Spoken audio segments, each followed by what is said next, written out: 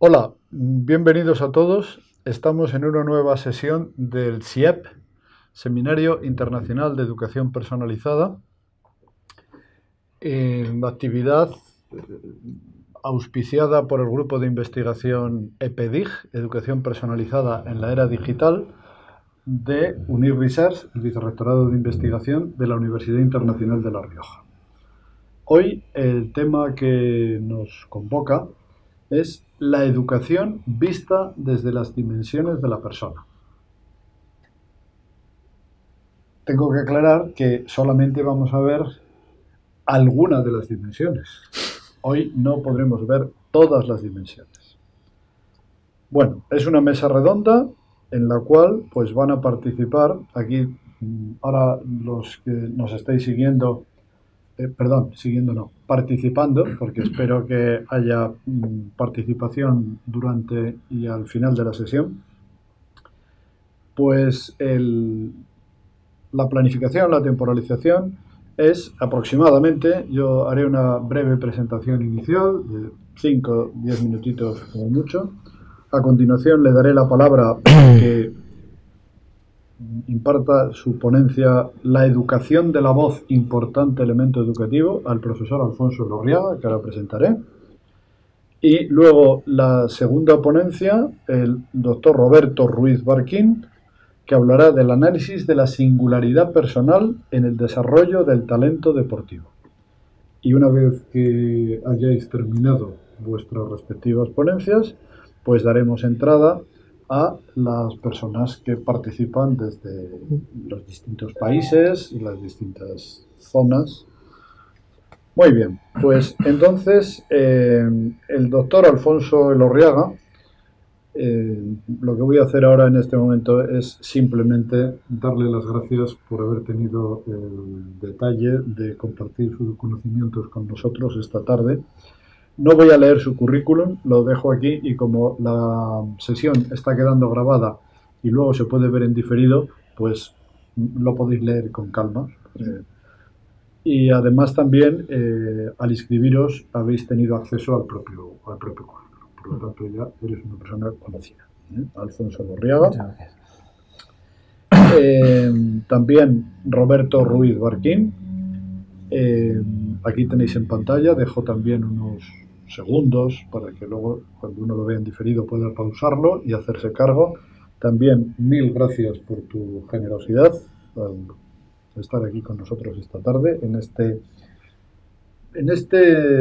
no sé si me gusta la expresión, pero taller de trabajo, sesión de trabajo. Creo que forma parte de la esencia universitaria la idea de compartir conocimiento, tratar los distintos aspectos de la realidad desde ópticas diferentes, ¿verdad? Bueno, pues la sesión de hoy tiene un doble significado. Bueno, por un lado, pues las propias ponencias impartidas por estos dos grandes profesionales investigadores que tengo a mi derecha, pues ya de suyo tiene interés en sí mismo, el oír estas ponencias. Y por otro lado, otro detalle, y aquí voy a arrimar el ascua a mi sardina, que en el fondo es la sardina de todos, porque claro, este seminario está enmarcado dentro de un grupo de investigación y lleva como bandera la educación personalizada, es decir, el carácter personal del ser humano. El ser humano es persona. Y esto no es ninguna tontería, esto marca la diferencia. O sea, no es un producto social, bueno, no es un simple individuo, tiene un carácter individual, es un individuo, pero es una persona. Esto se le puede sacar mucho jugo, muchísimo. Bueno, llevamos años trabajando en ello, o sea, que no se puede aquí sintetizar. Entonces, pues la educación tiene que atender a la totalidad de las dimensiones de la persona humana. Algunas personas conocidas y que trabajan en este entorno, y algunos de los asistentes y otras personas con las que hemos departido en otros foros, pues les parece obvio. Claro. Pues hay que atender a todas las dimensiones de la persona humana.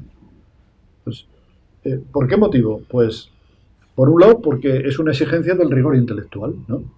Si, bueno, el rigor intelectual, somos universitarios y tenemos que hacer docencia, investigación, pues yo creo que un leitmotiv importante de nuestras vidas y de nuestro quehacer universitario es la búsqueda de la verdad, el conocimiento de la realidad, sin apriorismo de ningún tipo. O sea, diría, si se entiende hay que acudir al conocimiento, hay que acudir desnudos, sin ropajes previos, ¿no? Que marquen ahí un... Entonces, es una exigencia del rigor intelectual que debería ser independiente de las presiones sociales, mediáticas, económicas, políticas, que en muchas ocasiones, pues a veces tienen intereses en que se implanten determinados enfoques y determinados métodos, pero a lo mejor el motivo por el cual se insiste en algunas cuestiones no es exactamente por la búsqueda de la verdad. A lo mejor hay otros intereses. Bueno, no quiero abundar en el tema, ni entrar, ni generar polémica, sino simplemente defender que el universitario y el no universitario, cualquier ser humano, creo que tiene el derecho y la obligación de velar por la búsqueda de la verdad y de la realidad. Y luego también, independientemente de cualquier otra consideración, el bien de los educandos. Si el alumno tiene que ser el centro del aprendizaje, y hay que estar al servicio de él, ojo, no es lo mismo servir que ser servil. O sea, no es lo mismo prestar un servicio que ser un esclavo. Bueno, eso es un matiz ahí que no quiero entretenerme por ahí. Digo porque hay movimientos pedagógicos que dicen que se contempla demasiado al alumno. Yo creo que nunca se le puede contemplar demasiado. Claro, si se entiende que es consentirle cualquier cosa o acceder a cualquier capricho, estoy de acuerdo en esas críticas negativas. Pero es que el bien de los educandos no significa conceder cualquier capricho. A veces el bien de los educandos exige exigirles. Y además la experiencia, los que ya peinamos canas, sabemos que cualquier alumno o hijo educando se da cuenta cuando es apreciado y cuando es querido, y normalmente es cuando es exigido. Exigido afablemente y tal. Entonces, el bien de los educandos, cuya naturaleza psicosomática, somos una unidad interdimensional, reclama una acción integral. Entonces, no podemos hacer una educación centrada solo en los aprendizajes que llegan a través de texto escrito, texto digital, perdón por un término poco académico, aprendizajes enlatados, sino utilizando datos primarios en contacto con la realidad. Hay algunas dimensiones muy importantes, a veces ninguneadas, iba a decir a nivel mundial, como pueden ser ámbitos como puede ser la filosofía, la música, las humanidades en general, que son imprescindibles y esenciales para el desarrollo humano, en todos los aspectos del desarrollo humano, también en el económico, también, que parece que ahora es la única dimensión en la que nos fijamos, ¿no? Entonces, la propia persona a educar o autoeducarse reclama una acción integral entre las distintas dimensiones de la persona. Una es la dimensión corporal. Podríamos estar hablando de la alimentación. Hoy, dentro de esas dimensiones, pues traemos un especialista en educación de la voz, el doctor Alfonso Elorriaga, y luego un especialista en el talento deportivo, el doctor Roberto Ruiz Barquín. Y yo ya creo que me he excedido con creces de los minutos, bueno, no con muchas creces, pero me he excedido un poquito. Así que me limito a dar las gracias por vuestra presencia aquí. Aprovecho para decir que esta sesión no empieza y acaba hoy, aquí, ahora mismo, sino que la concebimos como algo abierto, o sea, como una semirrecta. Un segmento empieza y termina. Una recta no empieza ni termina. No tiene principio ni fin. Y una semirrecta empieza, pero no termina. Pues nosotros queremos ser semirrecta. O sea, hoy empezamos y podemos estar en conversación abierta en las redes sociales, a través de... Somos un grupo de investigación EPEDIG abierto, se nos puede localizar muy fácilmente y los ponentes también están dispuestos a establecer vínculos profesionales, bueno, tienen una amplia gama de colaboración. Muy bien, pues yo por mi parte he terminado, así que Alfonso, muy bien, tienes todo el espacio tuyo. Fantástico. Pues nada, yo quería comenzar mi intervención dando las gracias al doctor Calderero y a la Universidad Internacional de La Rioja y al Grupo de Investigación UPEDIC por su cordial invitación y tener también pues el placer de compartirlo con el doctor Marquín de la Universidad Autónoma. Y para mí ha sido la verdad que un reto, a la vez que un placer poder tener un espacio en el que compartir lo que significa una investigación, una propuesta de investigación educativa basada en la voz. En general, cuando hablamos un poco sobre la voz, a todos nos vienen ideas bastante preconcebidas, ¿no? Un poco como decía el doctor Calderero, muy arropadas por distintas categorías que previamente todos ya tenemos, porque vivimos en un mundo, en una sociedad donde el aspecto vocal está muy encasillado en un aspecto comercial, ¿no? En este caso, todo lo que tiene que ver con las canciones, con todo el mundo de la música comercial que se fundamenta sobre todo en la voz, es decir, en el canto, ¿no? Pero en realidad la voz es una dimensión de la persona, de cada uno de nosotros, que dice mucho acerca de quiénes somos, que dice mucho acerca de nuestra identidad y que responde a una maravilla de la evolución que nos ha regalado la biología, y es que todos disponemos de una laringe con la que podemos hacer sonidos, ¿no? Y hasta tal punto ha llegado el utilizador que incluso con estos sonidos hemos desarrollado el lenguaje. Precisamente por eso la voz es algo profundamente humano, no solamente por lo que es, sino por la manera en la cual la usamos. Hemos conseguido hacer de ella un medio de transmisión, no solamente de conocimientos, de ideas, de hechos, de narraciones, sino también de conceptos filosóficos, es decir, toda nuestra manera de pensar se puede entender incluso por mediación de la voz, porque a la medida en la cual nos narramos a nosotros mismos las cosas y las compartimos con los demás, también articula nuestro pensamiento y nuestra manera de hablar. Esta disertación así un poco inicial es siempre me gusta comenzar con ella precisamente para mostrar que la voz es algo más que su aspecto puramente artístico, o porque muchas veces separamos, ¿no? La voz como narrador, la voz hablada, la voz cantada, la voz de los que cantan. Pero en realidad, desde el punto de vista fisiológico, el aparato fonador es exactamente el mismo. Con la misma laringe emitimos sonidos para hacer un discurso científico que para cantar una canción, que para hablar con un amigo, que para transmitir una emoción o un sentimiento o un estado emocional concreto. Es decir, utilizamos la voz constantemente a lo largo de nuestra vida y de hecho la voz va evolucionando con nosotros. En la medida en que nosotros vamos adquiriendo experiencias vitales, esas experiencias de algún modo quedan grabadas también en nuestra forma de hablar, en nuestra forma incluso de expresarnos con los demás. Sin embargo, curiosamente, quizás un elemento reflexivo, como decía el doctor Calderero, previo, de cómo poder acercarnos a la idea de la voz, al hecho de la voz, a lo que la voz es, sin necesidad de hacerlo con un ropaje previo, con unas ideas predeterminadas, sino simplemente acercándonos al mundo de la voz, intentándonos preguntar qué es realmente la voz, cómo me identifico yo con ella, cómo la utilizo, qué representa para mí en mi vida, ¿no? Y, en cierto modo, qué relación tengo con mi propia voz, ¿no? Y a partir de ahí, qué identidad vocal construyo, ¿no? Esto es muy interesante porque precisamente el teléfono, ¿no? Por ejemplo, ha funcionado y sigue funcionando también precisamente porque nos comunicamos por medio de la voz.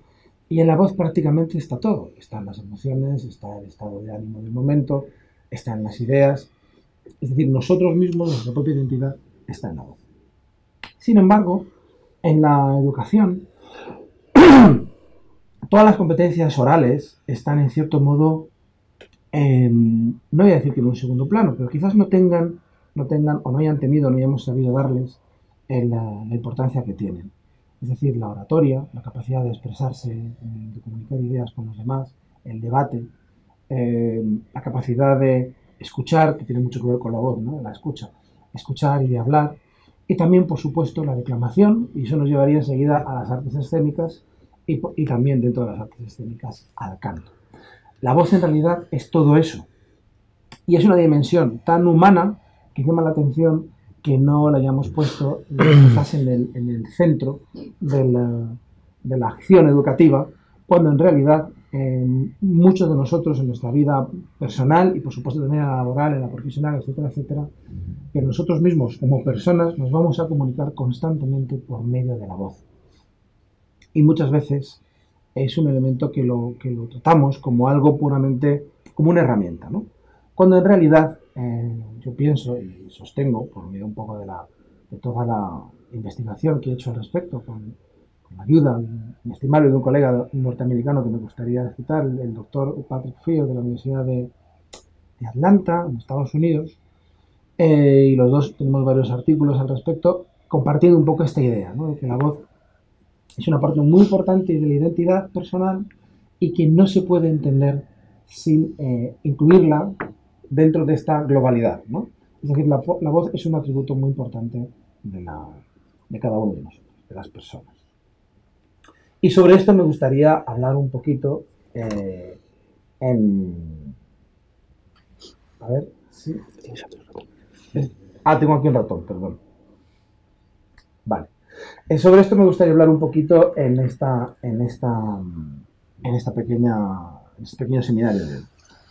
La verdad es que la voz ha estado, todo lo que tiene que ver con la educación de la voz en la educación general, está, por así decirlo, incluido dentro del área artística de la educación musical, cuando en realidad entiendo, para mí es una cosa global que debería trabajarse en cualquier área, en cualquier asignatura, ¿no?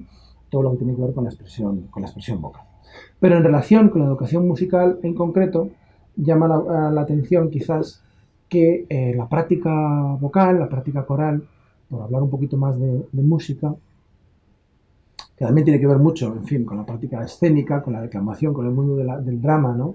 Con el mundo del teatro, ¿no? En realidad es todo lo mismo, va todo bastante unido, pero bueno, como nos empeñamos en hacer asignaturas estancas y en separar las cosas, parece que la expresión vocal ha quedado como reducida a su aspecto musical, aunque en realidad lo supera, ¿no? Pero bueno, ya he ahondado un poquito en esta idea y no me quiero tampoco repetir, pero sí que es cierto que, hablando un poco dentro de la música, sí que ha habido, a lo largo de todos estos años, un planteamiento de la educación musical quizás demasiado centrado, como dice también el doctor Calderero, en la transmisión de contenidos, de contenidos musicales que se han ido cristalizando, la mayoría de ellos en libros de texto, ¿no?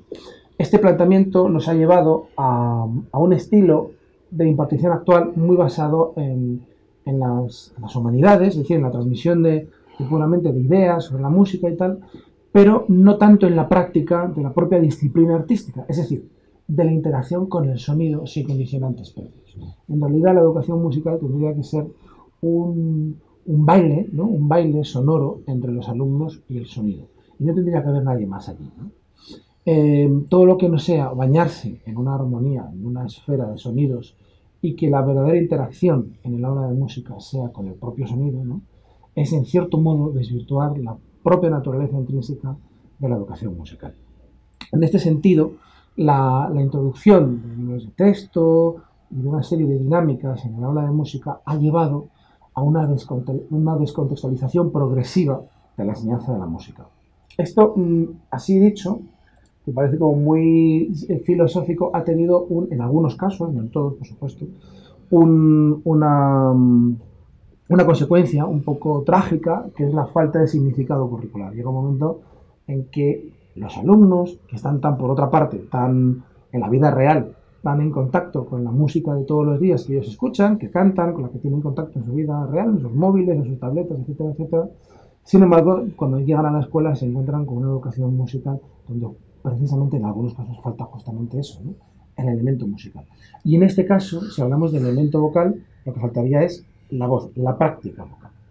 Esa falta de significado curricular nos lleva, o me lleva a mí en este caso, a replantearme que es necesario recuperar una visión pragmática de la educación musical. Es decir, una visión basada en la praxis, en la práctica de la propia interacción con el sonido, es decir, en el ejercicio del canto. Sin más, en principio, sin mayores complicaciones. Es decir, tenemos que meternos en la piscina y nadar. ¿Qué significa un poco esto? Que lo que necesitamos en una clase de música es, si la articulamos por medio de la voz, es fundamentalmente cantar. Y aquí viene un poco la cuestión, porque cuando hablamos de cantar, la idea que muchas veces tenemos los profesores de educación musical con respecto a lo que es el canto, es muy distinta a la que tienen los alumnos. Nosotros muchas veces, por concebir el canto desde un punto de vista académico, lo estamos, perdónenme la expresión, desvirtuando, ¿no?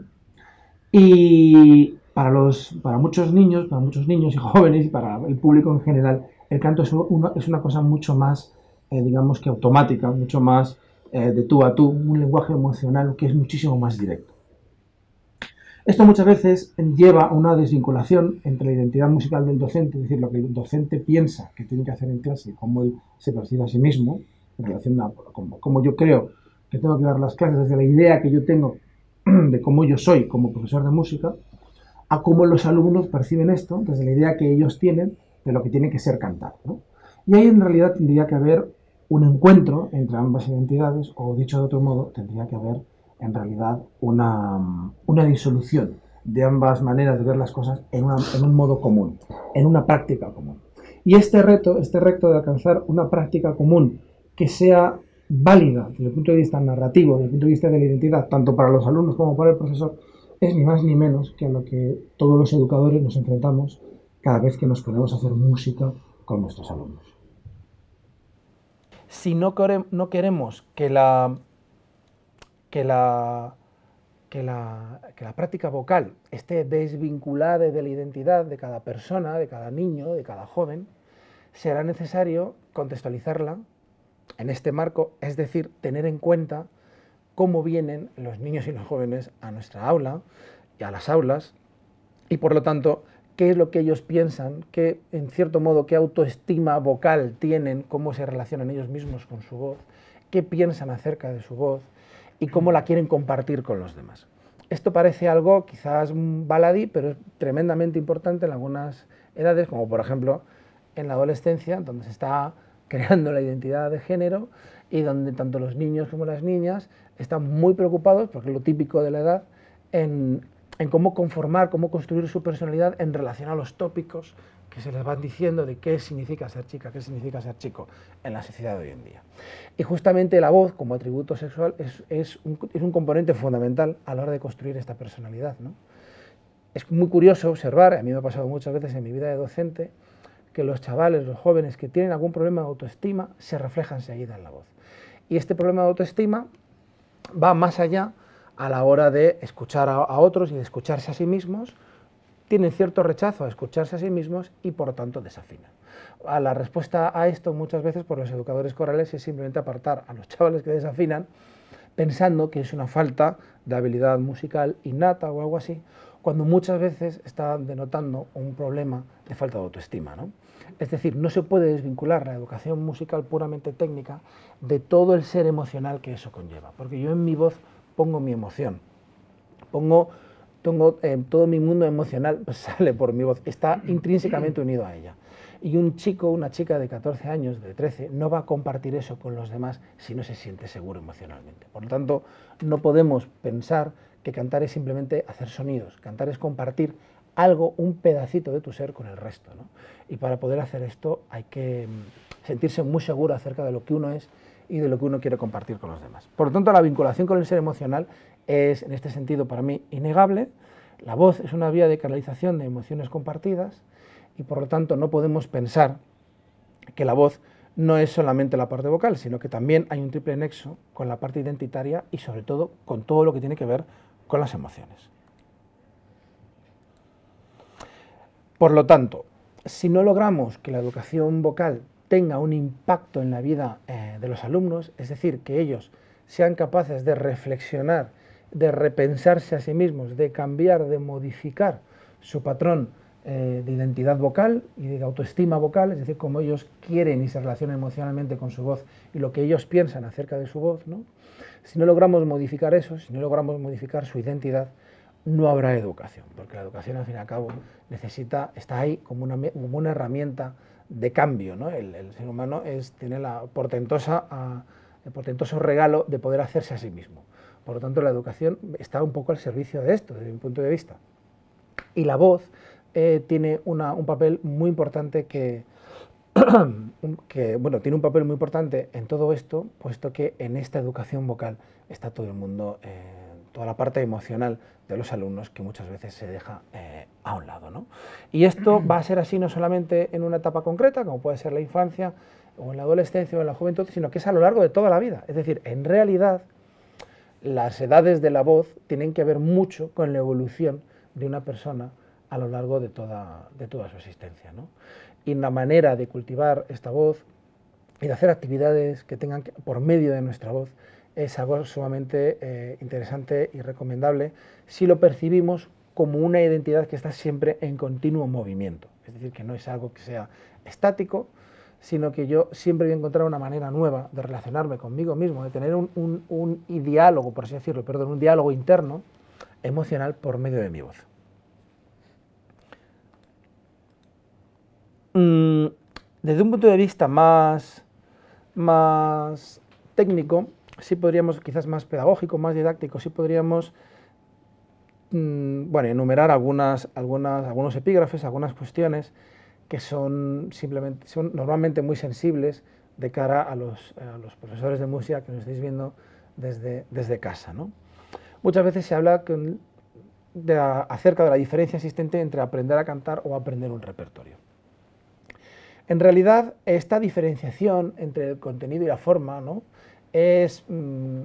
No es más que una entelequia, una categorización nuestra, que muchas veces en la cabeza de los estudiantes no existe. Para ellos las dos cosas es exactamente la misma. Es decir, aprender a cantar y aprender un repertorio es prácticamente la misma historia.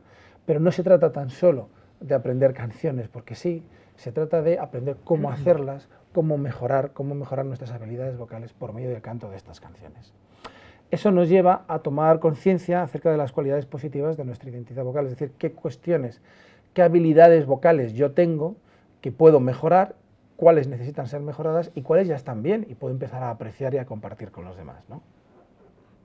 Y esto nos lleva a un proceso de autoaprendizaje y de autoescucha. Es muy importante tener en cuenta que finalmente es el alumno el que se corrige a sí mismo, es el alumno el que aprende de sí mismo y nosotros los profesores estamos guiándole, ayudándole a que tome las decisiones más correctas, más acertadas para ese proceso, ¿no?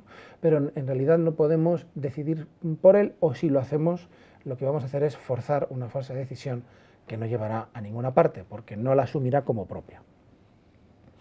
Y también quiero hablar un poco del modelo vocal del educador coral, es decir, muchas veces se habla o se piensa que cualquier educador coral necesita ser pues cantante profesional, cantante de ópera, para poder trabajar con sus alumnos. En realidad, yo creo que un buen modelo de educación vocal es de aquella persona, de aquel profesor o profesora que se relaciona de una manera sana con su propia voz y se pone de ejemplo, por así decirlo, en este sentido, con el resto de la comunidad educativa con la que está, en este caso con sus alumnos. Si uno tiene una identidad vocal fuerte, es decir, canta de manera natural, emocional, sana, sin mayores problemas mentales ni comeduras de coco, por poner una expresión un poquito más banal, compartirá esta experiencia con los chavales, ¿no? Con sus alumnos, con sus niños o con sus mayores o con las personas que tenga delante. Y rápidamente creará una comunidad vocal, una comunidad educativa. Al fin y al cabo, un coro no es más que un grupo de personas que comparten una identidad común por medio de la voz. Muchas veces nosotros nos fijamos demasiado en el producto, pero el proceso es tan importante como el producto. Es decir, lo importante es estar en el camino, lo importante es el momento que ocurre solo en un segundo, en un presente fugaz, en el cual estamos compartiendo nuestras emociones con los demás. Y eso al final se disipa, ¿no? Es un momento en el cual casi uno pierde la conciencia. Esto es algo bastante típico de casi todas las artes escénicas y para mí ese momento es el que merece la pena. Realmente eso es una de las propiedades que nos hacen humanos, ¿no? La posibilidad de empatizar emocionalmente en un momento dado. Y esto por medio de la voz es algo que se produce de una manera instantánea y que para mí tiene una dimensión que va mucho más allá del resultado artístico de una determinada producción, ¿no? He hablado antes de las dificultades psicológicas, que muchas veces nos encontramos con alumnos con baja autoestima y que esto se refleja también en su voz y que por lo tanto es un elemento a tener en cuenta a la hora de educar vocal y coralmente a nuestros alumnos. Y finalmente también quería comentar, bueno, creo que ya lo he dicho, las atribuciones, las conexiones que hay con la identidad de género y con el canto coral. Es decir, que en realidad todo lo que somos desde un punto de vista fisiológico, desde un punto de vista biológico, psicológico y también social, están de algún modo, todo esto se refleja en nuestra voz, ¿no? Por eso, entre otras cosas, la voz también es un medio natural de seducción y de comunicación, ¿no? Precisamente también por esto. Y me gustaría comentar, ha salido ahora en la diapositiva este punto, ¿no?, sobre el canturreo en casa y con los amigos. Muchas veces hacemos de la educación algo demasiado formal y rechazamos algunas prácticas de la vida real que son tan educativas como las que se hacen entre las paredes de un aula, ¿no? En relación con la voz es justamente esto, ¿no? Es decir, ¿qué es lo que los alumnos ya cantan en su casa? O canturrean, o para qué utilizan la voz, o cuando se juntan con sus amigos, realmente utilizan la voz para estar juntos, para hablar, para comunicarse. Todo eso es bastante valioso y yo no lo veo como una cosa que está extramuros del aula, sino como algo para incluir en el aula y poder recrear en el aula un ambiente parecido al que se puede crear en un momento dado en una fiesta con amigos donde de manera espontánea nos ponemos a cantar, ¿no? No sé cómo vamos de tiempo, porque no... Bueno, un poquito retrasados, pero aceptable. Vale, estamos pues, todavía dentro de lo aceptable. Bueno, pues por ir terminando. Desde el punto de vista más técnico, sí me gustaría comentar que a la hora de trabajar la educación vocal desde un punto de vista más concreto, es fundamental hacerlo desde un punto de vista centrado en el cuerpo. Al fin y al cabo, las habilidades vocales son habilidades corporales. Es fundamental que los alumnos entiendan que cuando están cantando lo hacen con toda la energía de su cuerpo y que lo que realmente hay que poner en movimiento es todo el aparato energético basado en la respiración, ¿no? Y todo eso tiene que ver, a su vez, con la manera en la cual, pues eso, algo tan sencillo y que sin embargo es tan fundamental en muchas tradiciones místicas religiosas como es el control de la respiración. La respiración es la manera en la cual nosotros nos conectamos con el medio, por no decir que es prácticamente con nuestro ecosistema y con todo el universo, ¿no? Es decir, la respiración es una cuestión bastante vital y precisamente la voz se basa sobre esto. Esto es una de las razones por las cuales en muchas tradiciones el canto ha sido rápidamente asumido como medio de oración, ¿no?, como medio de comunicación con lo trascendente, porque precisamente se piensa precisamente en eso, en ese neuma, en ese soplo, en ese aliento, por así decirlo, desde el punto de vista religioso, místico, que lo envuelve todo, y eso nos conecta con nuestra voz. Al fin y al cabo, la voz no es otra cosa que aire sonorizado, ¿no? Por lo tanto, estamos poniéndole música a la respiración, y esto es algo que realmente la idea en sí misma sobrecoge, ¿no? Pero para que los alumnos puedan trabajar sobre esto es fundamental hacerlo sobre situaciones físicas concretas, hacerlo de un modo secuenciado, con un modelo vocal adecuado, que esté próximo a los alumnos pero que tampoco se aleje demasiado, con actividades grupales y variadas, con un repertorio que sea significativo desde el punto de vista de los alumnos, y para eso hay que hablar con ellos, hay que preguntarles, hay que saber cuáles son sus preferencias, y que parta desde lo cercano hacia lo más desconocido. Desde la música que conocen hacia la música que más desconocen, ¿no?, para poder ir poco a poco tendiendo puentes entre unos repertorios y otros. Es muy importante trabajar la calidad de los arreglos corales, es decir, que la música que canten esté bien hecha y sea significativa para ellos también. Y finalmente, algunas ideas con las que me gustaría terminar, y es indicar de nuevo, ahondar en esta idea de que la música y el canto coral son disciplinas y por lo tanto, por mucho que las queramos meter en el formato de una asignatura, no es más que un corsé de fuerza que queremos ponerle a algo que es artístico y que trasciende mucho más allá de lo que es simplemente evaluar, aprender y poner una calificación, ¿no? Que es fundamental evaluar los contenidos prácticos, es decir, las habilidades vocales en sí mismas, y que en este sentido los propios profesores de música somos los primeros que tenemos que disfrutar del canto. ¿Cómo? A través de la creación de coros de profesores. Creo que es muy importante la idea de que los profesores nos unamos cantando, y los docentes y en general cualquier persona dedicada a la educación cantemos todos juntos, ¿no? Para luego extender esta práctica con el resto de la comunidad, en este caso con nuestros alumnos.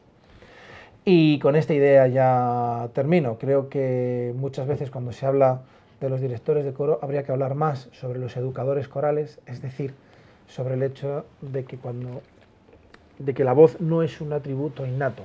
La voz es algo que está con nosotros toda la vida, que nos acompaña toda la vida y que es susceptible de un proceso de educación.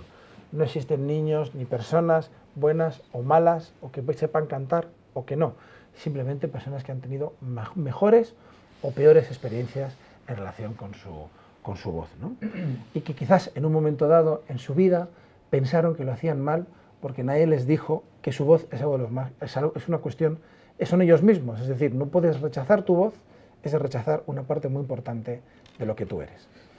Y nada más, darle las gracias de nuevo al doctor Calderero y a la universidad por su invitación y seguimos con... Bueno, la verdad es que, Alfonso, has sembrado una serie de semillas. Yo por lo menos he ido tomando notas y luego si hay ocasión en el coloquio, que espero que la haya, porque has despertado, has abierto unos horizontes muy fecundos, bueno, pues, y muy profundos. Pues nada, le damos la palabra al profesor, al doctor Roberto Ruiz Martín. Ahora nos ponen el documento enseguida. La presentación. Esto es.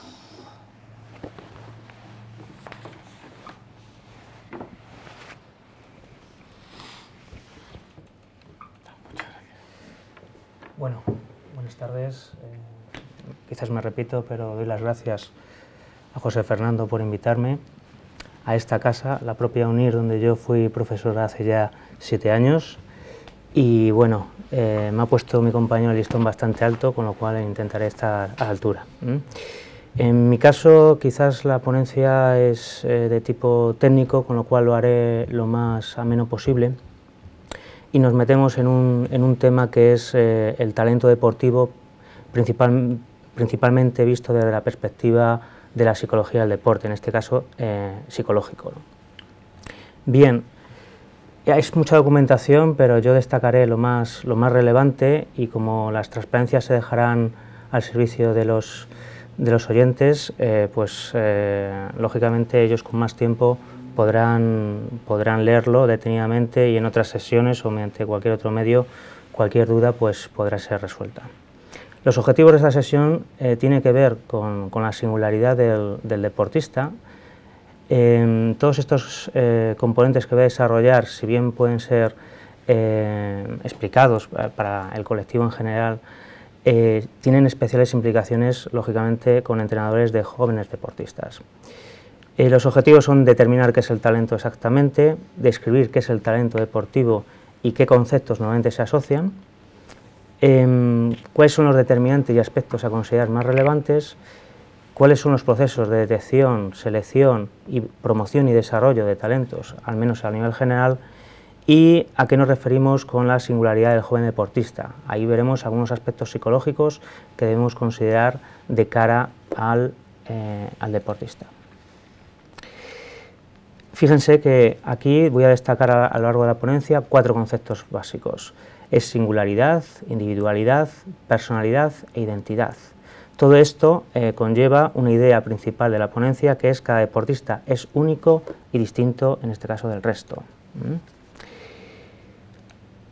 Bien, hay muchos conceptos, aquí destaco 5, si bien nos vamos a atender más o a prestar mayor atención a lo que es el talento y promoción y desarrollo del talento dentro del ciclo de comunicaciones que estamos en esta mesa, ¿no?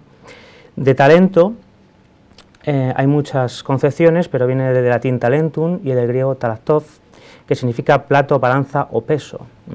En castellano hay muchas interpretaciones, muchas definiciones, pero viene como capacidad de entender, capacidad de desempeño o ejercicio en una ocupación y persona inteligente con determinado nivel de competencia o habilidad. Algunas definiciones, como la de Lorenzo Calvo, del INEF de Madrid o García Navarro y Ruiz, destacan en el cual un determinado individuo, ya sea a nivel deportivo o extradeportivo, puede estar por encima de la media en una determinada faceta de competencia. Desde una perspectiva social, el talento es importante porque es un recurso escaso y valioso, y la forma en que una determinada sociedad optimiza estos procesos, pues lógicamente puede dar lugar a una serie de resultados diferenciales, ¿no? Rodríguez, por su parte, por ejemplo, comenta cómo el talento de un individuo destaca por su capacidad de asimilación, y enfocaría más que el talento como aptitud medible o resultado, sino como lo que sería la sensibilidad o la capacidad de potencial que tendría una persona bajo determinadas circunstancias de entrenamiento o de instrucción. Otros autores, y aquí yo no me meto en lo que es específicamente talento deportivo, tiene que ver con los factores no solo físicos, sino también psicológicos, en este caso psíquicos, como Jabel y Ruoff destacaban ya hace más de 50 años, ¿no? Aquel que en un determinado estado de evolución se caracteriza por determinadas condiciones y presupuestos físicos y psíquicos. López Bedoya, ya en el año 95, aparte de talento, hablaba de la detección, de la selección y, del talento deportivo y la selección deportiva, entre otros conceptos, ¿no? Quizás nos quedamos con, bajo mi perspectiva, lo más relevante es la detección de talentos, que es el sistema, ¿no?, en el cual se toman una serie de decisiones, en el cual queremos potenciar las posibilidades de rendimiento, de aptitud o habilidad de un determinado deportista, y para ello tenemos que tener en cuenta una serie de sistemas de evaluación y una serie de sistemas de entrenamiento, tanto físico como psicológico, para ese desarrollo de potencial, ¿no? Hay conceptos, como destacaba López Bedoya, de selección deportiva, aludiendo a que es el proceso a través del cual se individualizan personas dotadas de talento, y enfatiza ese proceso no solo de grupo, sino de persona individual, ¿no? Ya de forma más reciente, Díaz, Morales y Calvo hablan de, entre otros conceptos, de identificación de talentos, y pongo especial énfasis en desarrollo, promoción o fomento de los talentos, que es todo el procedimiento que nosotros, como expertos, como profesionales del ámbito deportivo, desarrollaríamos para desarrollar ese potencial, asumiendo las diferencias individuales entre los propios deportistas.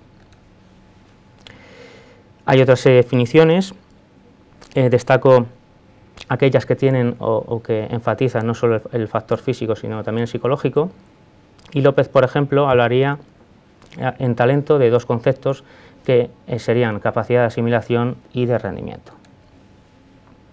Hay otras consideraciones, otras definiciones, donde vuelven a hablar del proceso de individualización y conservación del talento, como Schilling en el año 1974, y otros en los cuales están más orientados la individualidad a lo que serían los determinantes del rendimiento. Stevenson resume todas estas definiciones en una frase, que es: el atleta se convierte en un elemento activo y que toma decisiones como una parte inherente al propio trabajo y que consiste en ir creando y confirmando su propia identidad. Estos conceptos serán claves para la parte de desarrollo de talento. Según Ruiz y Sánchez, un sujeto experto, aquí ya abordaríamos el talento de una perspectiva ya no solo clásica, sino más de tipo cognitiva, hablaría de conceptos como voluntad, conocimiento y pericia para definir lo que es el talento y lo que es en este caso el sujeto experto. Hay muchas características que caracterizan a lo que son las personas con talento y con pericia o expertos en un determinado área, pero uno de ellos es el reconocimiento social de esas capacidades, el disponer de una serie de rasgos de personalidad diferenciales, la adquisición de determinadas habilidades o esa capacidad, tomar conciencia de ese trabajo y el fin hacia el cual van, el papel fundamental de la familia, la existencia de entrenadores que no solo vean al deportista desde una perspectiva deportivas, sino como el desarrollo integral del joven deportista, la consecución de determinados refuerzos y recompensas que animen, que interioricen esa sensación de compromiso con el deporte, y la asociación que debe producirse en el desarrollo de la actividad deportiva con experiencias positivas, es decir, el deportista debe estar satisfecho. Williams y Reilly en el año 2000 destacan dentro de los predictores de rendimiento los físicos, los fisiológicos, los psicológicos y los sociológicos, si bien en esta ponencia estamos destacando, nos vamos a centrar más en los que son los psicológicos, es decir, aquellos actitudinales con C o aptitudinales que tienen que ver con la predicción del rendimiento y con ese desarrollo del talento. ¿Qué problema tenemos a nivel psicológico? A nivel psicológico tenemos el problema de que muchas de las variables, a diferencia de las físicas, no son tan directamente observables. Para eso están los análisis de conducta, pero también están otra serie de análisis, ya sean más de tipo cognitivo como toma de decisiones o análisis aptitudinales con P de personalidad. Hay tres factores a considerar dentro de este modelo de experto, que es la práctica deliberada, la regla de los 10 años y el fenómeno de la compensación, como Erickson y Bloom ya mencionaban, y ahí pongo una de las referencias más recientes que citan a estos autores, ¿no? ¿Hace falta esfuerzo para llegar a un nivel de excelencia o de rendimiento?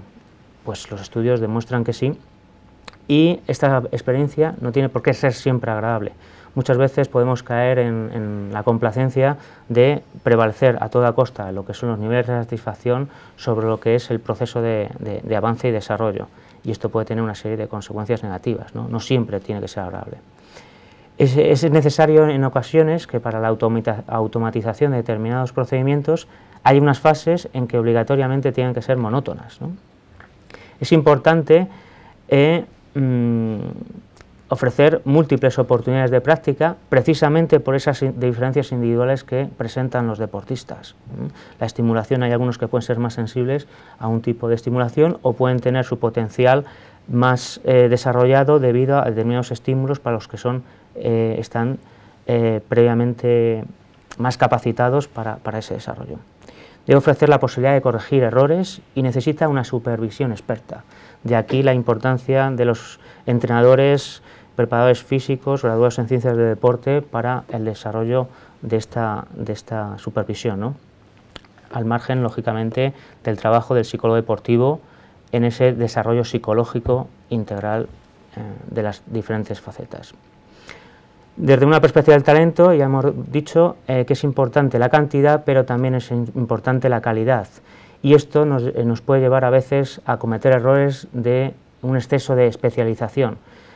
Ya comenté a Piaget hace muchos años, hace muchas décadas, que no era aconsejable, no es conveniente saltar o intentar saltar los diferentes periodos de desarrollo intelectual que tiene el niño, y esta analogía se puede extrapolar a muchas de las capacidades intelectuales que podemos desarrollar, ¿no? Con independencia del modelo teórico en el cual nos podamos posicionar. Y aquí aparece, como hemos dicho antes, el fenómeno de la compensación. El fenómeno de la compensación hace que a la hora de detectar un determinado talento nos haga difícil detectar el potencial de un determinado deportista, debido a veces, o la mayoría de las ocasiones, a que dispone de características que algunas son compensables y otras no son compensables. Pongo simplemente por ejemplo Roberto Carlos del Real Madrid, cuando jugaba en este club, pues lógicamente para ser defensa no tenía una estatura establecida o en la cual parecida a la gente de su puesto, y sin embargo tenía una capacidad de salto, una velocidad, una capacidad de velocidad de reacción, etcétera, una serie de características que compensaban y le ha permitido ser uno de los mejores jugadores de fútbol en su puesto de las últimas décadas, ¿no?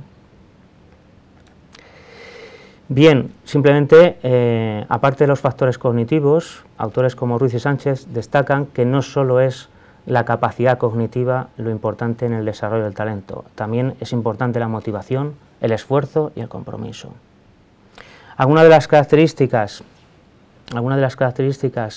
a nivel psicológico, asociadas al sujeto experto, es adecuación de la gestión de la información, estrategias de actuación adecuadas, niveles de voluntad y motivación elevados, sentimientos de autoeficacia, capacidad de concentración, claridad de objetivos, percepción de control, capacidad de automatización, de anticipación, automatización de determinadas habilidades, regulación y control del estrés y control de la ansiedad.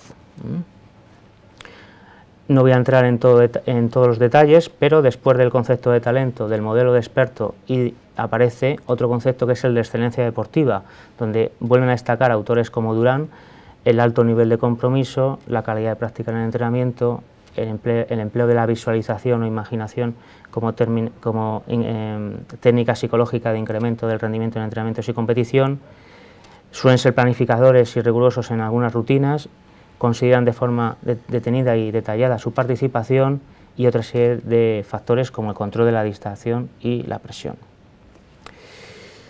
Orlik propone en su modelo de compromiso una serie de características de los deportistas que para la consecución de la excelencia, y es que suelen manifestar un nivel elevado de compromiso, disponen de una elevada capacidad de concentración, etcétera. Es decir, con independencia de los posicionamientos teóricos, algunas de las conclusiones son similares para la consecución de los jóvenes talentos con un determinado nivel de rendimiento.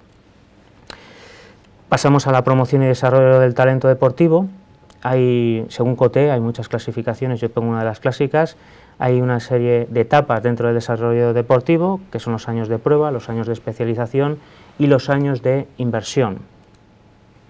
Los modelos han cambiado, a diferencia de los que he expuesto anteriormente, y tradicionalmente hay un modelo que es de arriba abajo, es decir, se determinaban el perfil psicológico, físico, fisiológico, antropométrico de un determinado deportista, y a partir de ahí veían los grados de similitud que podían tener los jóvenes deportistas con este tipo de deportistas de alto nivel, ¿no? Actualmente hay un mayor énfasis en ver los procesos de entrenamiento que han seguido estos deportistas ya asentados para intentar desarrollar sistemas de entrenamiento adecuados a las diferencias individuales que puedan tener los diferentes deportistas o jugadores o atletas, ¿no? Hay unas limitaciones en los procesos de detección de talentos y simplemente por eso es uno de los motivos por los que en la charla estamos aquí, y es la relevancia del factor psicológico en ese desarrollo integral, las limitaciones que tienen algunos de los tests y la importancia de las diferencias individuales que dificulta muchas veces el establecer predicciones, lo que nos conlleva a tener todavía mayor énfasis en esa promoción del talento a nivel individual. No voy a entrar en detalles, simplemente comento algunos de los modelos de talento deportivo. Hay algunos que están basados en un determinado rendimiento puntual, otros son procesuales, es decir, se evalúa el talento durante un proceso de entrenamiento, y otros en los cuales hay unos modelos que combinan los dos. Hay otros dentro de las características psicológicas basados en los rasgos de personalidad, en modelos cognitivos, más orientados otros a motivación, y unos cuartos que se centran más en el ambiente familiar social en el cual se ha desarrollado el talento. Es importante las consideraciones referidas a no solo ver esas capacidades que en un determinado momento puede tener un deportista, sino aquellas que pudiese desarrollar mediante determinados sistemas de entrenamiento. Una de las manifestaciones que tiene la variable psicológica dentro de la individualización y el entrenamiento personalizado que debería tener un jugador es los estudios de personalidad y rendimiento. Son muchos los modelos que se han desarrollado al respecto. Uno de ellos es el modelo de los 5 grandes factores de personalidad, y hay una amplia investigación tanto en entrenadores como en deportistas al respecto. Dentro de las variables psicológicas asociadas al talento, Renzulli en la década de los 70 hablaba de creatividad, inteligencia, motivación, etcétera, y a nivel de personalidad pues podemos destacar tolerancia a la frustración, persistencia, tesón, resistencia y disposición emocional a la superación de obstáculos, niveles de resiliencia, constructo actualmente muy citado en el ámbito de la ciencia, autoconfianza, optimismo y otra serie de características motivacionales como es la motivación de logro y la competitividad. Para concluir, las últimas transparencias las dedicaré a estas implicaciones que hemos dicho a nivel deportivo respecto a los aspectos psicológicos y la singularidad del joven deportista. A nivel biológico, una serie de características que nos permiten diferenciar a unos individuos de otro, y estas diferencias no solo son a nivel biológico, sino también son a nivel psicológico. Dentro de las principales variables que nos diferencian a nivel psicológico están las diferencias de personalidad y las diferencias en inteligencia. Desde una perspectiva educativa y deportiva, la promoción y el desarrollo del talento en jóvenes deportistas constituye uno de los ámbitos donde se manifiesta de forma clara la integración entre los procesos educativos, los instruccionales y los del propio entrenamiento. Es un proceso básico de instrucción dentro de un marco normativo y donde hay unas reglas de comportamiento donde es importante atender a esas diferencias individuales. A nivel del plano individual, podríamos hablar de lo que son características manifiestas en un determinado momento, capacidades latentes, es decir, capacidades que tienen un determinado momento pero no son detectadas, y el potencial que puede desarrollar a medio y largo plazo el deportista. No voy a entrar en detalles, tienen aquí las transparencias sobre diferentes publicaciones que estamos desarrollando desde la Universidad Autónoma, pero estaría lo que es la capacidad manifiesta, que es la explicitación de una determinada capacidad, una capacidad latente, es decir, que puede colaborar en un determinado rendimiento, pero no las hemos evaluado adecuadamente, o es relevante, pero no las hemos considerado como relevantes, y el potencial, que esa sería la evaluación a más largo plazo, ¿no? Desde esta perspectiva podemos tener dos deportistas con 12 años de edad en una determinada disciplina deportiva y puede disponer de una misma capacidad manifiesta, pero puede disponer de unas capacidades latentes diferenciales y un potencial diferencial, o disponer de unas capacidades latentes similares y también una potencialidad diferencial. Es decir, estos tres conceptos pueden ser combinados y nos pueden ayudar conceptualmente a explicar lo que es la predicción del rendimiento. Lo más sencillo que es identificar a dos deportistas con cualidades manifiestas diferenciales. Lo más difícil es identificar que un deportista puede disponer de mayor potencialidad o mayor capacidad de crecimiento en diferentes parámetros cuando son sometidos a un determinado programa de entrenamiento disponiendo estos de similares capacidades manifiestas. No quiero desarrollar más la misma idea. Ya sé que José Fernando me está diciendo que posiblemente tenga que terminar, pero sé que son muchos, soy consciente que son muchos constructos, pero quiero transmitir esta idea, ¿no? Dentro de los modelos que habíamos visto, procesuales y puntuales, ¿cuáles serían aquellos más adecuados para el desarrollo personal y del potencial del deportista? Principalmente los procesuales, lo único que lógicamente son más costosos porque conlleva ver los avances y realmente la potencialidad en diferentes situaciones no puntuales, ¿no? Los puntuales, lógicamente, pues son aquellos que son más económicos en cuanto a tiempo y recursos económicos y de profesionales, pero que conllevan la probabilidad de un mayor error y especialmente la aparición de falsos positivos o falsos negativos. Simplemente me gustaría dejar algunas reflexiones para los oyentes en cuanto a la charla, ¿no? ¿Qué papel tiene la singularidad de un joven deportista dentro del proceso de desarrollo de su potencial? ¿Qué consideraciones psicológicas y metodológicas tenemos que tener los profesionales del deporte que hay que considerar para que el desarrollo del talento obtenga las máximas cuotas de ese deportista dentro de sus capacidades? ¿Qué porcentaje del proceso educativo, instruccional y de entrenamiento debe ser colectivo general y cuánto debe ser individual específico? ¿Cuáles son los riesgos de no considerar la singularidad del joven deportista en su proceso de formación? Simplemente, aquí hay muchos, pero expongo en esta transparencia algunos beneficios de esa consideración de esa singularidad y atención personalizada al deportista, relacionados con factores motivacionales, relacionados con una mayor probabilidad de adherencia a los entrenamientos, relacionados con un incremento en los niveles de satisfacción o mantenimiento de estos, incremento de la autoeficacia, como ha comentado anteriormente mi compañero, incremento de los niveles de compromiso, incremento de los niveles de rendimiento y una mayor probabilidad de desarrollo de soluciones y acciones creativas generadas por el propio deportista. Todo esto conlleva un aspecto importante que es la prevención del abandono deportivo. Y simplemente pongo algunas consideraciones generales de cara a los entrenadores, ¿no? Cada joven deportista tiene un desarrollo psicológico y físico diferencial que puede ser sincrónico, es decir, que hay un acompañamiento entre la edad, entre el crecimiento físico o desarrollo físico y el crecimiento o maduración psicológica, o asincrónico, que puede ser desequilibrado. Aparte de la edad del joven deportista y su nivel técnico, táctico y otras condiciones, hay que dejar un espacio en los entrenamientos para sus ejecuciones propias y la toma de decisiones individuales y creativas. Se ve a analizar cómo mejorar los puntos débiles y compensar la compensación natural que desarrolla el joven deportista cuando presente algún déficit en algunos de los parámetros de rendimiento. Muchos entrenadores, en su afán controlador o excesivamente sistemático, no dejan fluir lo que son las compensaciones propias del propio individuo cuando tiene algún punto débil dentro del proceso de desarrollo, a nivel deportivo, lógicamente estoy hablando.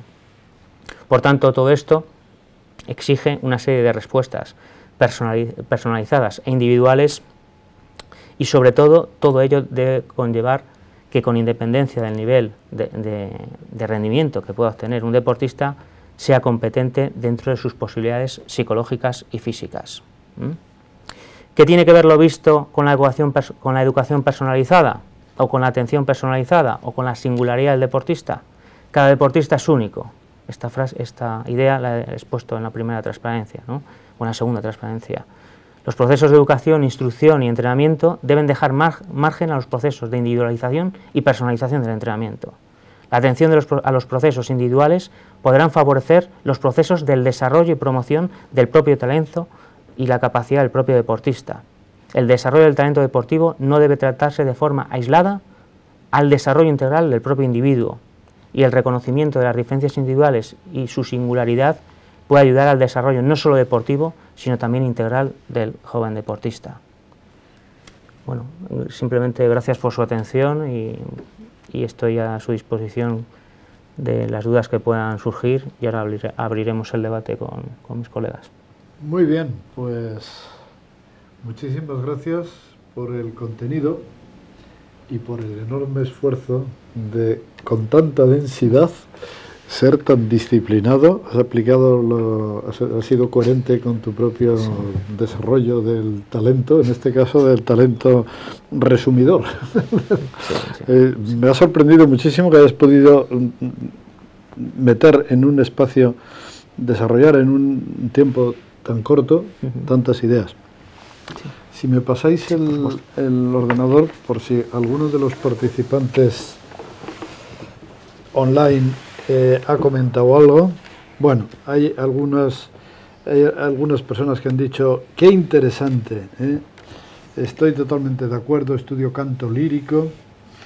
Pero bueno, en general no hay preguntas. Hay aquí una persona que está anunciado en el chat la cuenta de Twitter del grupo de investigación, @epedig, y la del doctor Elorriaga, @alf_elorriaga. Pues ya aprovecho y pongo la mía, @jfcalderero, y ahí estamos a vuestra disposición.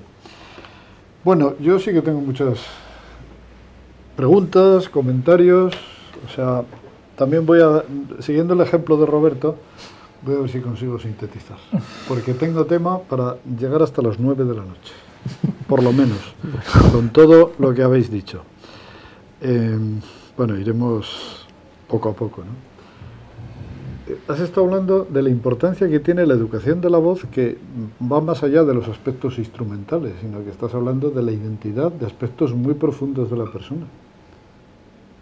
Sin embargo, el modelo, por lo menos hasta hace nada, y tengo constancia clara de que sigue ocurriendo hoy día, el modelo de niño bueno, obediente, limpio y bien peinado es que no habla en clase. Porque el niño que se porta bien es el niño que se calla. Tiene que estar calladito. Y si está calladito, ¿cómo va a desarrollar todo eso que tú propones? No sé, es simplemente para provocar, ¿eh? O sea, me parece muy bien. Para provocar. Hay que provocar un poco, porque si no, no sacamos, claro, no le sacamos jugo al asunto.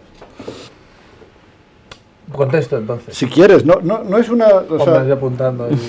No, yo creo que estamos en plan de tertulia, ¿eh? O sea, quiero decir que podemos entrar por cualquiera de los... porque lo que estamos haciendo aquí es aportando distintas ópticas Yo luego, si me permitís, veré muchas sinergias que ha habido entre las dos intervenciones. Ahora cuando acabéis, porque es que creo, en una visión superficial puede decirse, bueno, el doctor Elorriaga pues ha estado hablando de la voz y el doctor Ruiz Barquín ha estado hablando del deporte. ¿Y qué tiene que ver? ¿Cómo que qué tiene que ver? ¿Cómo que tiene que ver si hay un fondo, pero no muy abajo, no hay que excavar mucho para llegar a ese fondo? Hay muchísimas interrelaciones entre ambas cosas.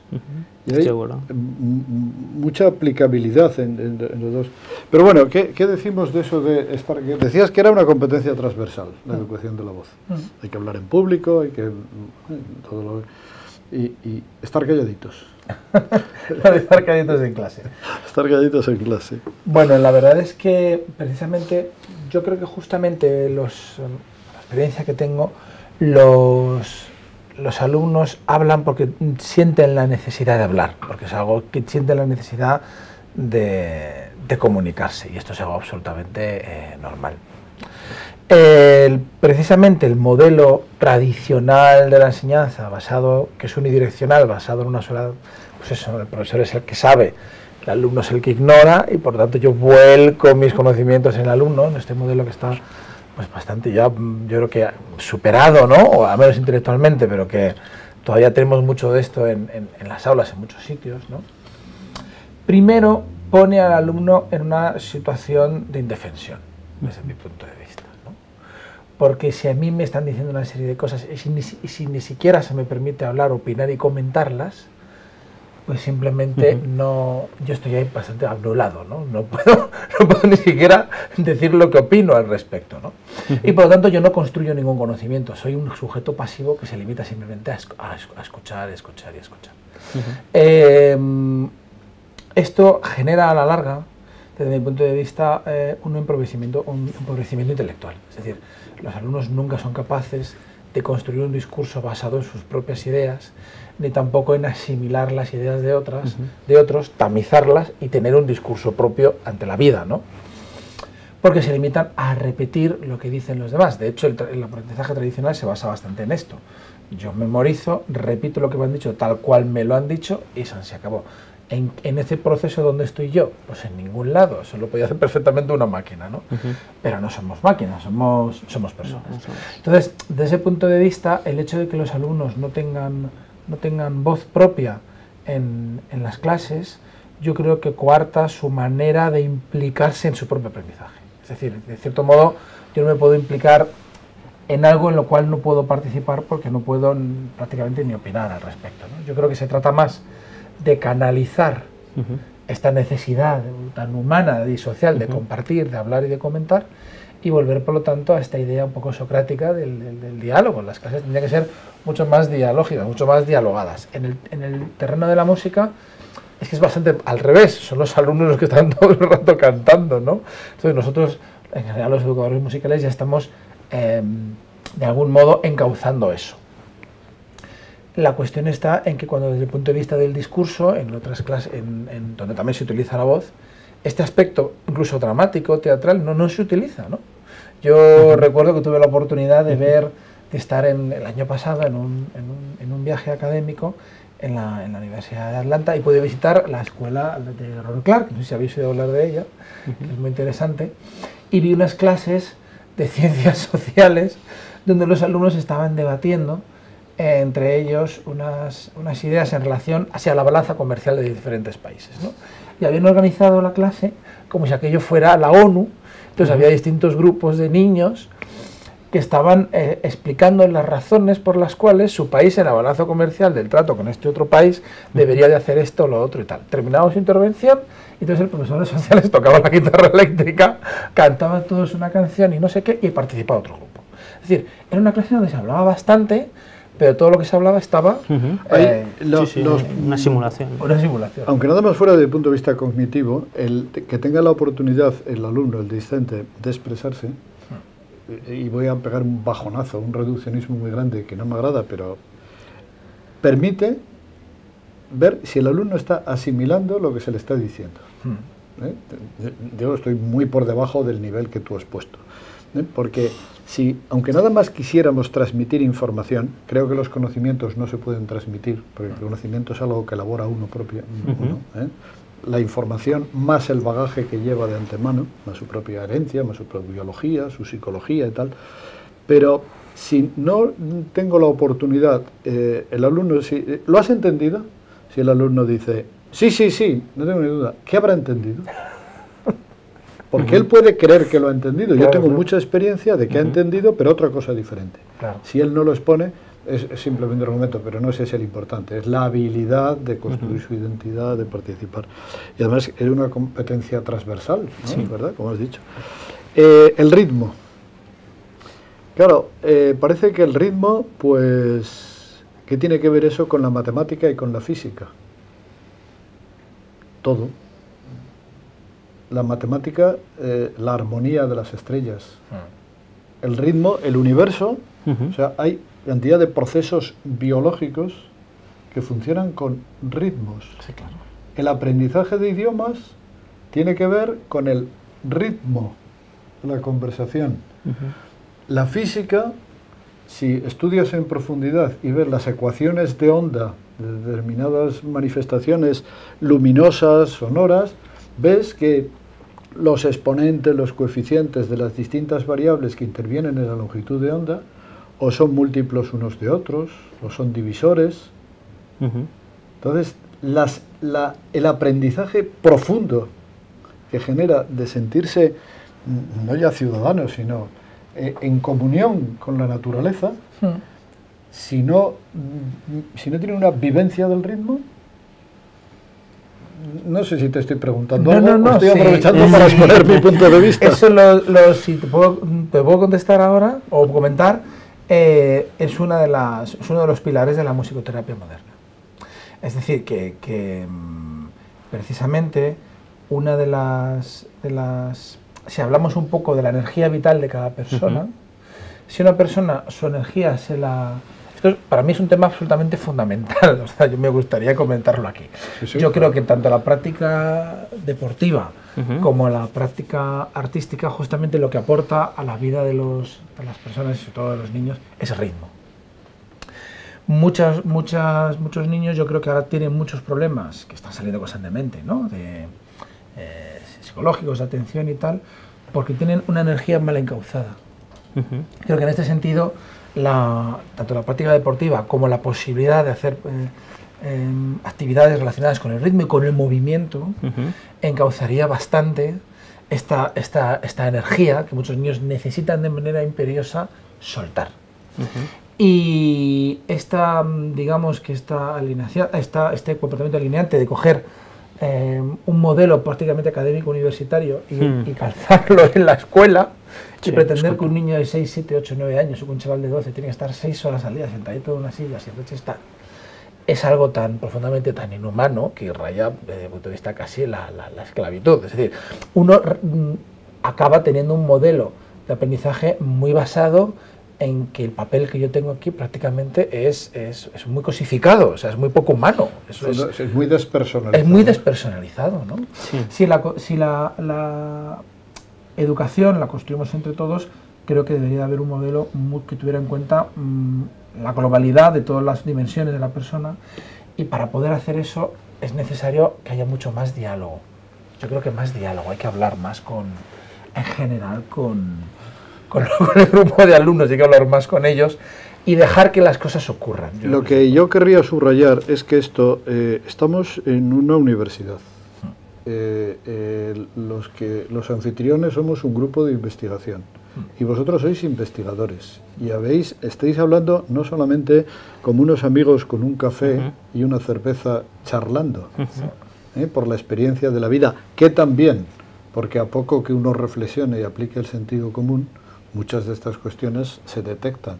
Pero es que lo que estáis diciendo, y aprovecho para decirlo ahí y que quede constancia y que quede grabado, esto está respaldado por la ciencia. Y hay una pregunta que no la hago a nadie, y creo que no debemos entrar en ella, pero la dejo ahí flotando, ¿no? Si esto es así y está respaldado por la ciencia y por el sentido común y la buena práctica, ¿por qué estamos desarrollando un sistema de enseñanza que no tiene en cuenta estos elementos tan fundamentales? Creo que no debemos entrar en el tema porque nos iríamos. Nos iríamos a otra parte. Pero es una pregunta que nos debemos hacer. O sea, la ciencia, realmente, la ciencia debe estar al servicio del ser humano. Y si el ser humano es así y necesita esto, tendremos que investigarlo y tendremos que ser oídos. Los que sabemos, los que sabéis, deberéis ser oídos por los que gestionan. Bueno, es que es es que había para todos, pero por supuesto. Ya que he empezado con Alfonso, sí, creo que una de las claves importantes de la educación es fomentar el encuentro interpersonal. Totalmente. O sea, puede tener todas las habilidades del mundo, todas las competencias, pero como no tenga la clave de generar valiosos encuentros interpersonales, probablemente tenga un déficit muy grande vital, personal, social y todo. Y creo que esto luego también, extrapolándolo, genera unas dinámicas sociales conflictivas. Claro, una estrategia, no me gusta instrumentalizarlo, porque creo que en sí mismo es el canto coral. Yo no puedo cantar a mi ritmo, ni en mi registro, ni en mi octava, sino que sin dejar de ser yo, con mi propia voz y con mi propia singularidad, al mismo tiempo tengo que ser grupo. Sí. O sea, soy yo y soy todos. Ahí tenéis mucho que decir. Lo mismo se podría decir del equipo, Lo mismo se podría decir de un equipo deportivo. El deportista no puede ser anulado por el equipo. El equipo tiene que ser un potenciador de cada deportista o de cada miembro del coro. Y al mismo tiempo cada uno tiene que verse como miembro de un cuerpo. De un cuerpo. Esto es una dimensión, o sea, esto es de una profundidad enorme. Totalmente. Es aplicable no solamente al deporte y a la música, que en sí ya es muy importante, sino a la vida y a todos los aspectos, ¿no? La coral. Sí, yo siempre, la verdad es que cada vez que reflexiono sobre estas cosas, yo siempre acabo en Grecia, ¿no? O sea, es como un bucle, uno siempre termina pensando en lo mismo. Bueno, invítame y voy contigo. porque creo que lo que comentabas tú antes, ¿no? De las humanidades y tal, ¿no? Yo creo que está todo ha sido todo ya en el fondo tan inventado que estamos redescubriendo cosas que ya nos dijeron hace mucho tiempo, ¿no? Sí. Yo creo que no es posible desarrollarse de una manera armónica si uno no atiende todas las facetas de su personalidad, ¿no? Yo creo que lo que tú comentabas antes, que efectivamente todo tiene un ritmo en la naturaleza, porque en el fondo todo son cuestiones vibracionales, ¿no? Frecuencias, etcétera, etcétera. Esto de un modo intuitivo, pues los griegos, y mucho antes, asirios y tal, simplemente por la mera observación de las estrellas, ya se dieron cuenta, bueno, de que había un ciclo, de que había ciclos vitales, etcétera, etcétera. Y la música, en el fondo, no es más que la respuesta de sincronización vital con eso. Es decir, ¿cómo voy a sincronizar yo con la naturaleza? Pues con la propia música, que de por sí, por el mero hecho de cantar, ya estás generando unos armónicos que tienen en sí un ritmo, ¿no? Y luego esto se descubrió, luego la ciencia esto lo descubrió, ¿no? Pero muchas cuestiones que el propio Pitágoras, por ejemplo, ya comentó, o Platón cuando hablaba del mito de la creación del mundo y una serie de cosas, hablaba de cuestiones musicales que luego la ciencia ha corroborado en el Renacimiento. O sea que esto es bastante impresionante. Y esta sensación profundamente humana de armonización con el todo, con nuestro medio, con lo trascendente y tal, es algo que nos lleva casi de manera natural a sincronizarnos como especie por medio de la música. Y esto es algo que está en muchas tradiciones, en muchas etnias, en muchas culturas, en muchas sociedades diferentes. Hombre, en nuestra sociedad, por ejemplo, hablando en términos, has hablado de lo trascendente, de lo religioso, pues por ejemplo, en el seno de la Iglesia Católica, el canto tiene un lugar muy importante en la espiritualidad. Pero no solamente como un mero adorno, como el que se puede poner, sino como parte esencial, como algo muy profundo. Se conecta con los aspectos más interiores de la persona, y donde expresa lo que a lo mejor no se puede expresar con un algoritmo, con un razonamiento. Bueno, Roberto, te toca, porque es que he ido apuntando, me ha llamado mucho la atención y he apuntado muchas cosas, ¿no? Has dicho, bueno, para digerir todo lo que has dicho nos va a llevar un tiempo. Afortunadamente lo tenemos todo grabado y podemos ir viendo cada diapositiva, pero has dicho muchas importantes ideas que son muy aplicables también, no solamente a los talentosos, a los deportistas de élite, sino al común de los mortales. Totalmente. Porque, entre otras cosas, quizá, no sé, y ahora lo voy a decir un poquito desde el coloquialismo, pero la actitud deportiva ante la vida también es un elemento muy esencial. Totalmente. Y, bueno, creo que es muy trasladable todo eso, no solamente pensando en deportistas, que es lo que tú trabajas más, ¿no? El deportista de alto rendimiento, talento y tal, sino que eso es muy trasladable al adolescente y al niño de primaria. Totalmente. De hecho, bueno, me gustaría responderte y aprovechar, aparte de la presentación hecha, contextualizar un poco más quizás, ¿no? Cuando el lenguaje es un poco, a veces, traicionero. Cuando hablamos de rendimiento no de alto rendimiento deportivo, sino rendimiento personal que puedes tú tener en tu desarrollo en una determinada habilidad y que el desarrollo de esa habilidad afecte a tu desarrollo integral como persona, en el cual un ámbito puede ser el ámbito de la música, de la voz, y otro puede ser el deportivo. Esa es la cuestión. O sea, aquí no estamos hablando de rendimiento para que todo el mundo llegue a la élite, porque aparte no sería posible.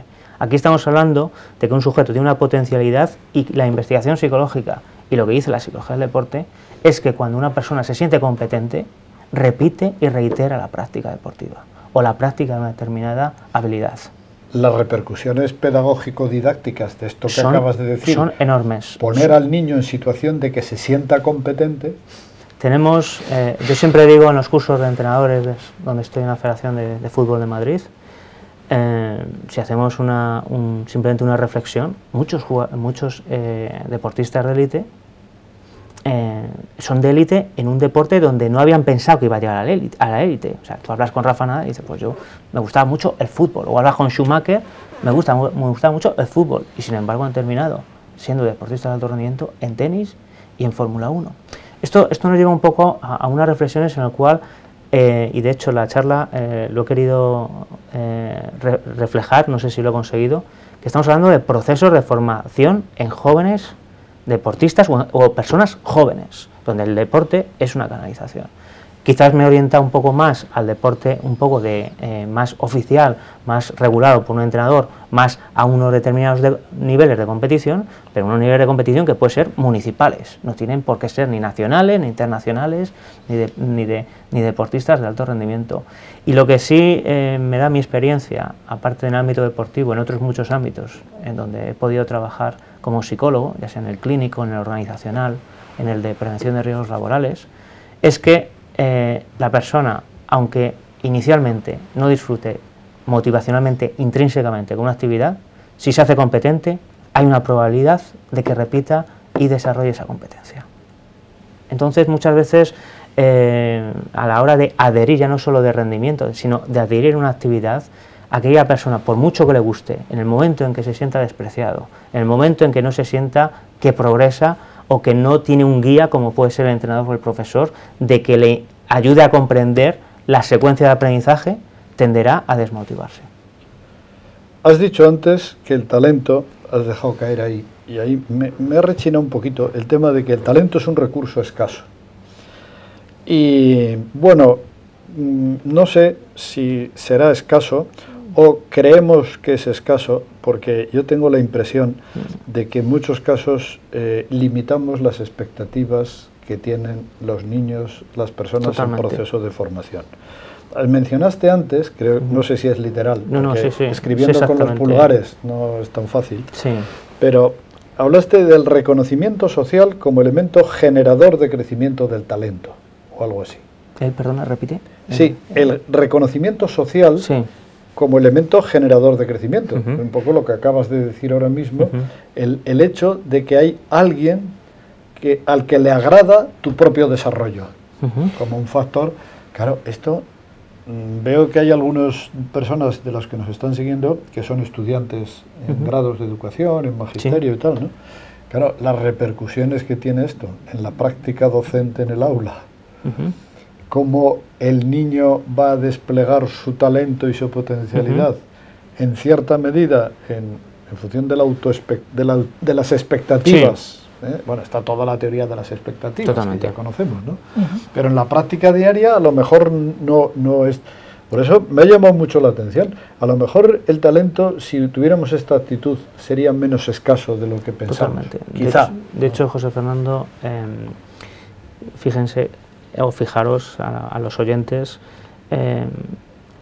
el tema del talento es uno de los, al menos a nivel deportivo, es de los conceptos más trabajados. Yo he llegado a encontrar más de 50 y tantas definiciones de lo que es talento, e incluso algunas se contradicen o lo cogen desde perspectivas distintas. Cuando se habla de talento, como algunos autores hablan, como un recurso escaso, están hablando de, en una determinada área, que lleguen a lo que sería la excelencia o lo que sería una persona eminente, ¿no? Visto. Pero yo, antes que psicólogo deportivo, soy psicólogo, y lo primero está el desarrollo integral físico y psicológico del niño y el bienestar psicológico, que irá acompañado o será más probable que vaya del físico. Nunca debemos prevalecer el desarrollo del potencial cuando el bienestar del niño no se ha acompañado. ¿Qué es lo que ocurre? Que es el experto, es el profesor, es el entrenador, quien debe marcar, quien tiene que tener esos conocimientos, esa experiencia, esa habilidad para ser sensible de esos... Y saberlo detectar. Y saber detectar. Hay, muchas veces cuando hablamos en palabras vacías, aquí en una transparencia de detección de talentos, no, eso lleva mucho. Hay personas, hay profesionales que tienen más capacidad para detectar los que son buenos, los que son malos, las capacidades de cada uno, y saber estimular aquellas para que cada individuo, dentro de sus propias posibilidades y su propio área de compensación, que es una del término que hemos estado hablando, pueda desarrollarse ya no solo como deportista, sino como persona. Entonces, y también incluso a veces el que es capaz de tener esa sensibilidad o esa competencia profesional, es una competencia, de detectar el talento, a veces en contra de la opinión del propio dueño del talento. Por supuesto. Que cree que no lo tiene, por supuesto, pero no lo tiene porque se ha creído las expectativas sociales que han hecho a su alrededor. Totalmente. Y entonces él se ha construido como una second life, por utilizar un término un poco... y él cree que no. Y a veces hay personas, yo lo he vivido en primera persona, he conocido estudios y situaciones prácticas en las que un educador con profesionalidad ha sido capaz de hacerle ver a un alumno que valía más de lo que el propio alumno creía. Yo, simplemente para resumir lo que estás diciendo, un compañero de trabajo desde tiempo le querían ascender y él decía: Roberto, es que yo no me veo. Salió su jefe y le dijo: ¿te atreves a decirme que tú sabes más si vales que yo, si tú vales? Yo sé mucho más de lo que tú vales, de lo que tú sabes de ti mismo. Qué buen ejemplo, ese lo voy a utilizar. No. Sí. Simplemente es una frase, porque, vamos a ver, tenemos que pensar que nuestro mapping, nuestro mapa cerebral, nuestra estructura cerebral de adultos es distinta a la de niños. Y muchos entrenadores siempre me han dicho: un buen entrenador con jóvenes deportistas o un profesor con niños tiene que hacer de vez en cuando un esfuerzo de cuando él tenía esa edad. Intentar recordar alguna cuestión, y eso te ayudará a ponerte en el lugar de, precisamente, tú no tienes conciencia de que no eres consciente de tu incompetencia, es decir, tal cual. Es decir, entonces yo estoy aquí porque yo lo sé, pero para hacértelo saber a ti, yo te tengo que dar confianza y te tengo que decir: tú sigue estos pasos y yo te guío.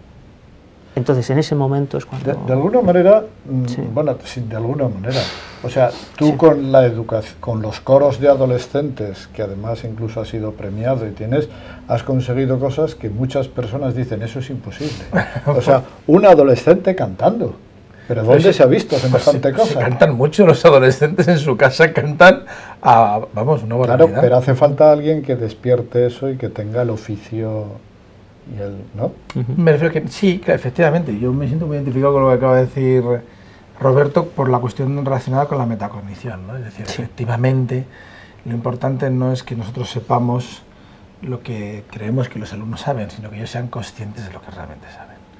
Y que confíen en sus posibilidades y que disfruten del proceso de aprender, o sea, que disfruten de lo porque es una cuestión puramente humana, es decir, pues, el hecho de crecer y de crecer no solamente desde un punto de vista físico, sino que desde el punto de vista psíquico y emocional, es lo que los hace humanos. Ahora voy a hacer un poco yo creo que de eso es Mr. Hyde.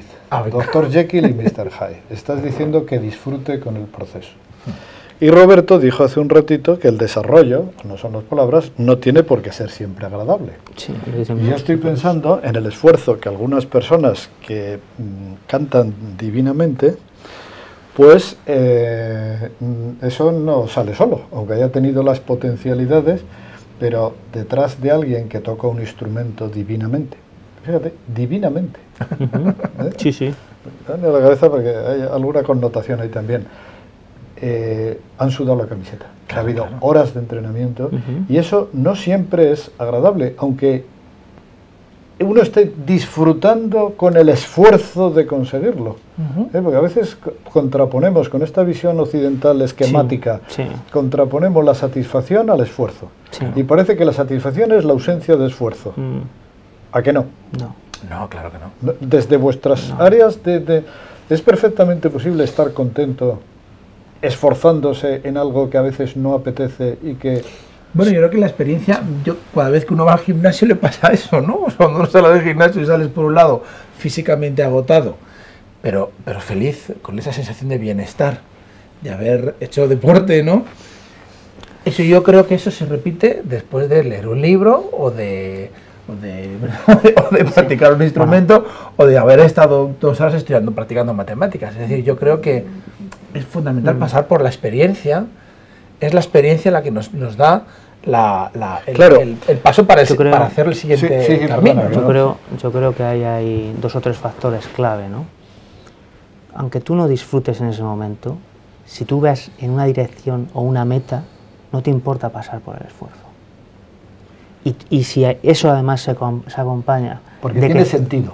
Porque tiene sentido, y si eso además se acompaña de que te ves con posibilidades y tu guía, tu entrenador, tu profesor te dice que los pasos, te refuerza los pasos sucesivos y no solo la conducta final, eso produce lo que se llama adherencia. Y la adherencia es aquel proceso en el cual tú, aunque sufras, aunque no estés satisfecho o aunque estés aburrido y no te apetezca, lo haces porque es más importante el objetivo que tu sensación transitoria en ese momento. Qué bueno. Como queda grabado, utilizar esa cita. Bueno. Sí, porque está formulada perfectamente y es muy relevante en el mundo educativo. Lo que acabas de decir es muy relevante. Y además creo que resuelve uno de los problemas entre la educación tradicional y la moderna pedagogía, que algunos la conceptúan como todo relax. Y no estamos hablando de eso para nada. Y todo lo que sea no confrontar esas visiones yo creo que esto es muy, muy importante, lo has dicho. Habéis hablado los dos de experiencia y de práctica. Yo una vez comenté en una clase que ojalá hiciéramos más el learning by doing en vez de learning by listening. Yes. La formulación fue original, dicha en ese momento, un poco coloquial, Sí. pero claro, pensamos que teniendo a los niños sentados en filas, para que no se desordene la clase, claro, bien ordenaditos, todos mirando unidireccionalmente, escuchando atentamente, pues ya con eso, incluso aunque le estemos dando una maravillosa charla sobre valores, educación en valores, y les doy una charla sobre valores, pero no hago una actividad en la cual hace poco pasó por aquí un catedrático que habló, experto en el aprendizaje servicio. Sí. Bueno, claro, la práctica, la experimentalidad, el hacer, y me parece que no debemos caer en a veces digo criticando, estoy dando una de cal y otra de arena, pero no debemos pasar del Homo sapiens al Homo faciens, no del hombre que sabe al hombre que hace, porque si solamente somos personas que hacen cosas, estamos haciendo un grave reduccionismo. Totalmente. Pero la experiencia, la práctica del canto, del ejercicio físico, eso tiene mucho que ver con el equilibrio psíquico, con el aprendizaje. Totalmente. Esa dimensión que la habéis tocado los dos, Sí. Como anfitrión me encanta, esa esa interdimensionalidad, esa integralidad de la persona. y quizás no estemos yendo muy por allí. La práctica. Yo quería comentar que, un poco ahondando lo que habéis dicho los dos, como yo me refería fundamentalmente al tema de que es importante que los alumnos disfruten de aprender, me refiero a que es fundamental que disfruten del esfuerzo que significa aprender. Es decir, en mis años de experiencia con alumnos, lo mejor que puedes hacer con un grupo de alumnos es proponerles un reto. Y a partir de ahí, un poco la teoría del scaffolding, no del andamiaje, y a partir de ahí, trabajar con ellos, acompañarles con ellos en la consecución secuencial de las metas que les capacitan para finalmente alcanzar ese reto. Y no hay satisfacción más profunda que haberlo conseguido. Por supuesto. Y cuando no hay retos en la educación, los alumnos sencillamente no la quieren. No quieren nada que no les ayude a crecer. Yo creo que hay un rechazo interno profundo incluso a no hacer nada que no me haga más fuerte, por supuesto, o más listo, o más competente, o más empático. Por supuesto. Todos queremos crecer. Nadie en el fondo quiere quedarse como está. Tengo mucha experiencia en esa línea. Yo creo que todos queremos cambiar. Los alumnos perciben cuando no hay reto y no hay exigencia, se dan cuenta de que no les aprecias lo suficiente. Sí. Porque tú no estás dispuesto a hacer el esfuerzo que conlleva también el estar pendiente. Efectivamente. Entonces, cuando unos alumnos ven un profesor implicado que pone en práctica estas cosas que estáis diciendo, los alumnos le siguen. Lo he visto en muchísimas ocasiones. ¿Y qué puedo hacer yo para...? Aquí están las respuestas. Sí. Aquí están las respuestas que dicen. ¿Os parece que le demos... Sí, claro. Sí. Vamos a ver, hay aquí algunas de las cosas ya están todo comentadas. Dice Alicia, por lo que deduzco que el estudio de la música sería esencial en los colegios. No hace falta que contestes. Sí. Luego más adelante dice, a ver, vamos a ver, dice también Alicia, también dice, yo creo que sí se puede disfrutar en el proceso, es más, creo que si es así el resultado es mucho más positivo. Refuerza lo que acabas de comentar, por tanto no hay una pregunta. Pero Katia sí que nos hace una pregunta. Dice, si en el proceso hay más sufrimiento que placer o disfrute, ¿qué es lo que motivaría a continuar esforzándose? Me parece que debería haber una combinación, de lo contrario parecería caer en el esfuerzo por esperar una recompensa final. Bueno. Yo creo que ya lo has comentado también. Si quieres decirle algo a Katia, pues no sé. Bueno, quizás yo creo que... creo que está ya contestado. Yo creo que está contestado, pero que posiblemente estamos disociando demasiado por un lado, el tema del sufrimiento, ¿no? Y por otro lado, el tema del placer. Sí. Yo creo que son cuestiones que son distintas. Es decir, ¿qué me hace sufrir y qué me hace tener una cuestión placer? Claro. ¿Qué me hace... en un momento dado, empatizar con una emoción positiva que yo puedo pensar que es placer? Yo creo que los que fabricamos las emociones somos nosotros mismos. O sea, uno es bastante responsable muchas veces de cómo vive las cosas. Y en ese sentido, yo creo que cuando un alumno tiene la experiencia positiva de que mediante el esfuerzo no se sufre, no hay por qué sufrir, que el hecho de estar creciendo, el hecho de estar intentando repetidamente una cuestión y aprender de los errores, etcétera, etcétera, simplemente es una cuestión de resistencia y que es importante llevar la experiencia hasta el final, ¿no? Que es un poco las leyendas de los héroes. Es que yo creo que está todo inventado. ¿Qué nos enseñan los héroes? A resistir hasta el final. ¿Qué nos enseñan las grandes leyendas y mitos universales, ¿no? A decir, no te rindas, ¿no? Sigue hasta el final, ¿no? Y yo creo que en ese sentido, yo creo que es un poco el mensaje de que evidentemente hay algo que vamos a tener que superar y ese es el reto. Claro, es que esto, y vamos a ir cerrando ya, porque ya es la hora, pero claro, el sigue, esfuérzate, no hay contraposición entre gozo y esfuerzo, ¿no? Porque una cosa es la insatisfacción y el vacío de sentido y la desgana y esa especie de angustia vital o de falta de... Y otra cosa es el esfuerzo, que el esfuerzo placentero, bueno, todo esto que hemos hablado ya, ¿no? Pero claro, ¿por qué hay una hiperprotección de los niños? Y no solamente en el aula. O sea, en el aula, pues quien más y quien más y quien menos, no, hay buenos docentes, personas que han cursado sus estudios, sus grados, sus carreras, y bueno, tienen Pero por parte de las familias, Ujú. yo al menos percibo, quizás sea Sí. que me estoy haciendo mayor, No. pero yo veo como que el niño es un ser al que hay que proteger de cualquier tipo de esfuerzo, De hay que cristal. dárselo todo hecho, y precisamente por cariño impedirle esto que estás promoviendo tú y que es bueno para el propio niño. Creo que los intelectuales y los investigadores y los docentes tenemos que trabajar mucho esta línea para hacer marketing, y conseguir que la sociedad valore esto que acabas de decir. Sí. Yo estoy muy feliz porque está quedando grabado y algunas personas lo podrán ver y además sí. yo haré todo lo posible para que lo vean y para subrayar esta idea, ¿no? Porque creo que podemos hacer un favor social a muchas personas que, queriendo mucho a su hijo, puede que, perdón por la expresión, pero puede que lo estén estropeando y le estén impidiendo el gozo y el crecimiento, ¿no? Mm. Bueno, no, parece una arenga esto. No. No, totalmente de acuerdo. Pero es que yo creo mucho en la investigación aplicada. Por supuesto. Y creo que deberíamos dar un salto para que los conocimientos que están en la academia y en las revistas especializadas salte a la opinión pública. Hay Y hay libros, una ruptura, hay, Sí, un a la vacío, hora de hacer más hay una divulga- brecha. Hacer más divulgación. Hay una brecha. Tú, José Fernando, y vosotros, vamos, en general, incluso sabéis más que yo, ¿no?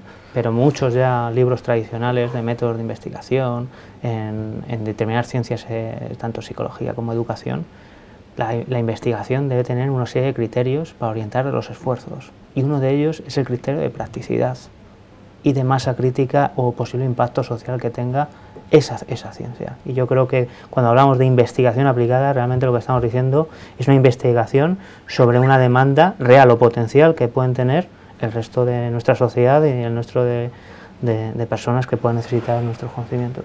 Pues con ese afán divulgatorio y en el fondo de generosidad de trasladar la ciencia, que lo compartan nuestros conciudadanos y coterráqueos, porque esto, pues gracias a Dios, se va a ver en muchos sitios, ¿no? Sí. Pues os doy de nuevo las gracias por porque habéis puesto en práctica lo que acabáis de decir. Muchas gracias a los que nos habéis acompañado esta tarde y solamente pedir que toda esta semilla que se ha sembrado hoy pues genere muchos trabajos de fin de grado, trabajos de fin de máster, si puede ser tesis doctorales, que influyan en la legislación y que de verdad esto sea algo que sirva para ayudar a transformar la sociedad hacia un mundo mejor, porque creo que la universidad tiene que tener una vocación de servicio. Por supuesto. Entonces, pido ayuda a todo el que lo vea para que nos ayude a difundir esto y a seguir trabajando en esta Por línea. supuesto. Gracias a todos y pues hasta la próxima sesión y hasta siempre.